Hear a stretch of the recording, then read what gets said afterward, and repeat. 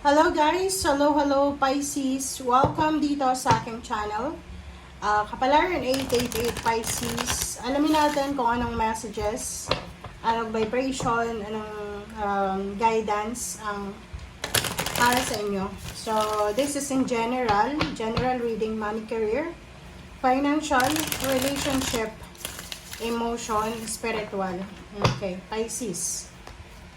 Tingnan natin Pisces kung anong messages, anong vibration ang para sa'yo. Okay, yung first card mo dito sa first deck natin is recognition and reward. Kung makikita mo dito, kita mo nyo ba? Recognition and reward. Number 3. So, congratulations Pisces. Maybe this is advanced celebration. Kasi kung makikita mo dito, parang meron kang medal eh. There's a medal. And number 3 is celebration, celebratory energy. And merong recognition and reward. So, parang resonated siya sa picture, yung message. So, ihanda mo ang sarili mo para sa isang selebrasyon, sa isang pagtitipon, sa isang ang tawag dito. Di ko lang sa Tagalog. So, there's an awarding ceremony. Okay? Okay, Pisces. Tingnan natin sa second deck mo. Okay, Pisces, second deck. Ano po ba ang message na para sa'yo? Pisces. Okay, house. So, maybe there's a Pisces dito na posibleng siya ay ayun, pwedeng merong celebration sa bahay nyo. Maybe there's a birthday celebration, wedding anniversary, monthsary, housewarming, house blessing, welcome party, despedida party, house blessing. Kung ikaw ay, maybe yun. This celebration is all about the house, new relocation, new foundation, stability and balance. So, or maybe Pisces, this is the celebration na matagal mo nang pinagpipray, minamanifest, or matagal mo na tong, kumbaga, tinatrabaho. Especially about family, about financial, sa stability kasi to eh. So, kung nagpaparenovate ka ng bahay, possible na tapos na yung renovation. There's a Thanksgiving party. Maganda yung sinasabi ng biraha dito. Or maybe there's an occasion na posibleng magdadala sa'yo and the rest ng family mo ng celebration. Okay. Okay, third deck tayo guys. Third deck. Okay, Pisces.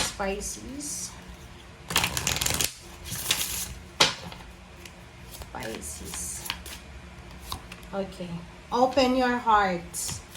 Bakit daw kailangan buksan ang puso mo? Open your heart is number 10. So, maybe there's someone, kasi number 10 to eh, this is completion. It's either this is a completion of the house, of the stability. Maybe may pregnancy na posibleng manganganak na. Or maybe retirement or end of contract. Or kung ano man yun na positive endings.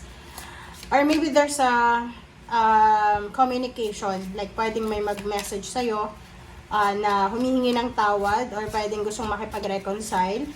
Sinasabi ng barahan na you need to open your heart for this one. So, pwede ka naman makipagbati siguro, but, yun, forgive, never forget, and, yun, basta i-let go mo na lang yung emotion mo. You're forgiving because of yourself, for the peace of mind, parang ganun. So, open your heart. So, maybe mayroon dito mga yun, kaya mayroong stability and balance yung house, is because, mayroong mga, pagkakataon dito na posibleng yun nga, mayroong mag-a-ask sa'yo ng forgiveness, mag-apologize, and yun yung pwedeng maging rason para maging maayos, maging stable yung family or yung house. And next card mo dito is potential gateway from your fourth deck. So number 5, third deck, number 5, 50. Kung makikita mo dito, puro to completion. 50, 10, and sinasabi ng bira sa'yo na Pisces, ihanda mo ang sarili mo kasi posibleng merong isang potential na selebrasyon, yun nga, vacation, leisure, 'di ba? Yung parang isang unexpected na plano ay hindi siya plano kasi unexpected eh.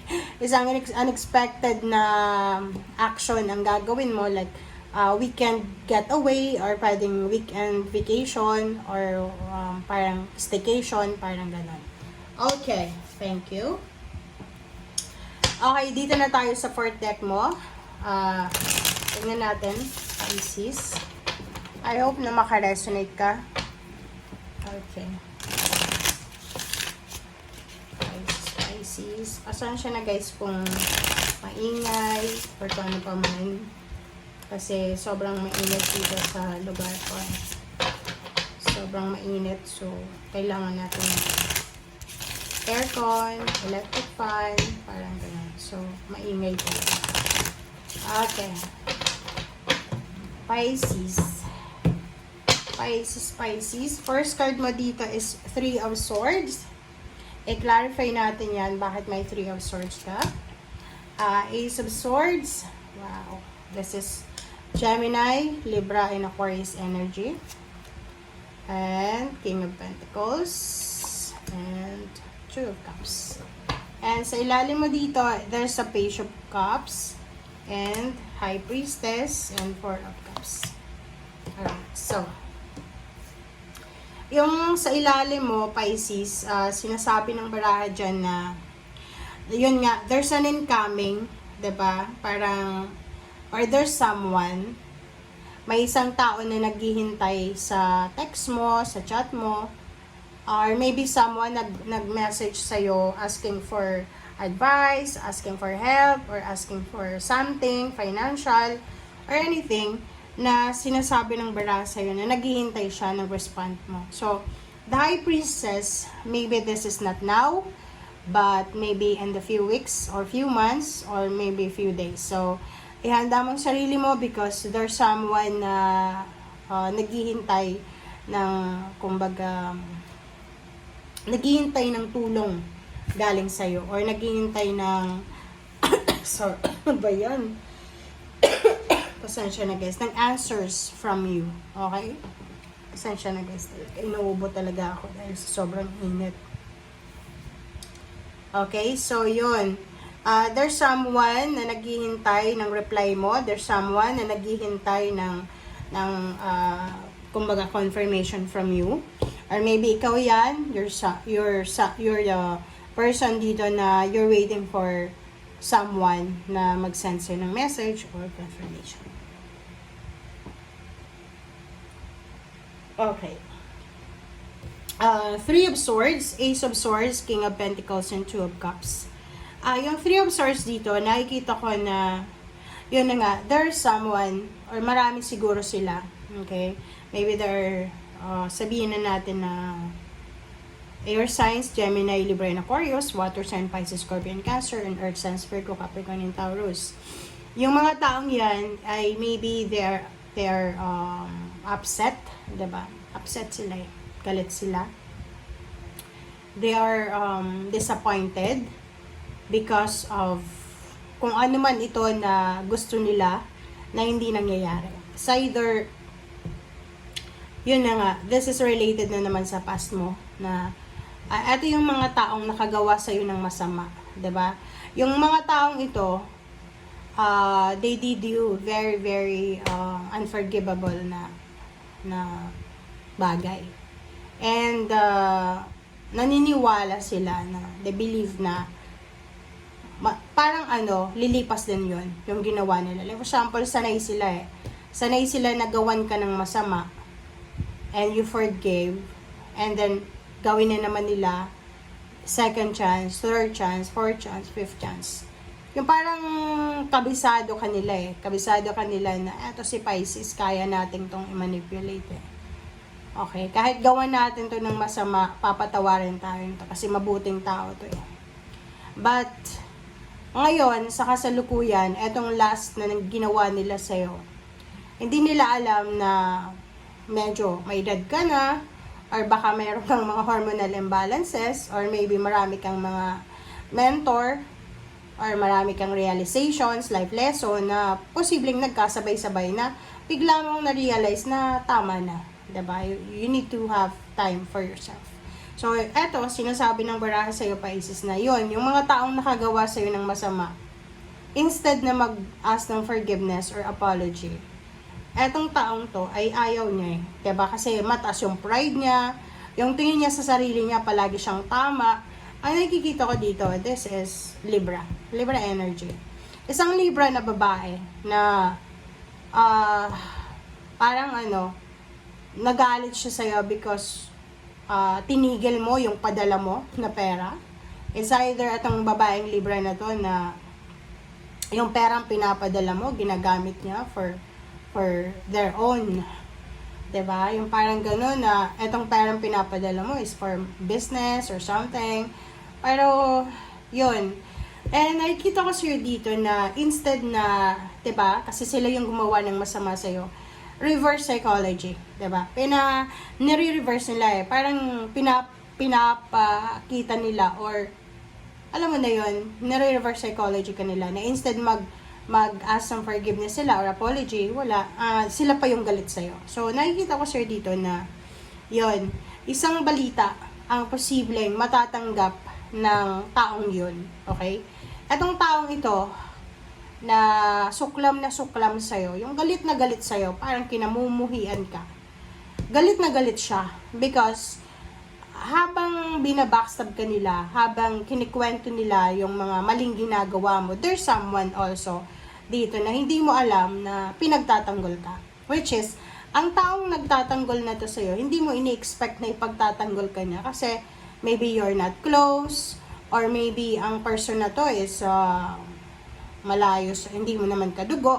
But yung person na to, pinagkwentuhan ng Libra na to, and siya ay pinagtanggol ka niya. Sinabi niya sa'yo, no, si Pisces ay hindi ganyan, ganito, ganyan. So, hindi siya naniwala, kaya mas lalo tong nagagalit sa'yo. Okay. Next thing natin is all about money and relationship, about partnership and collaboration.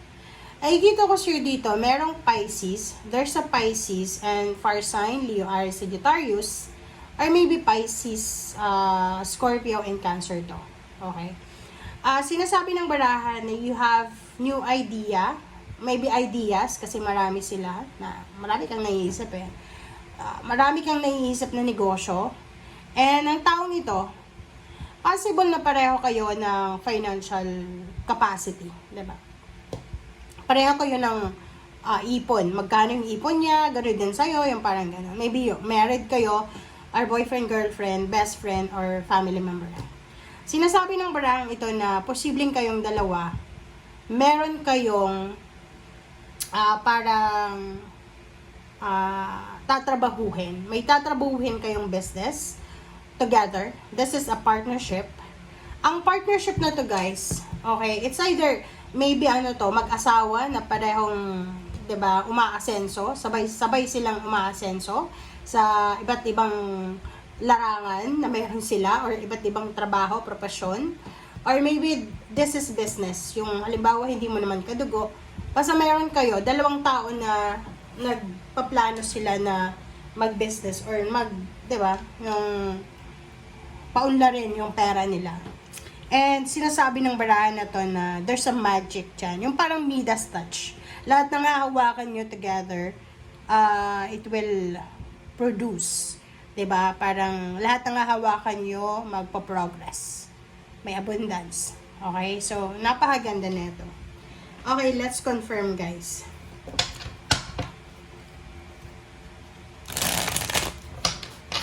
Okay, Pisces.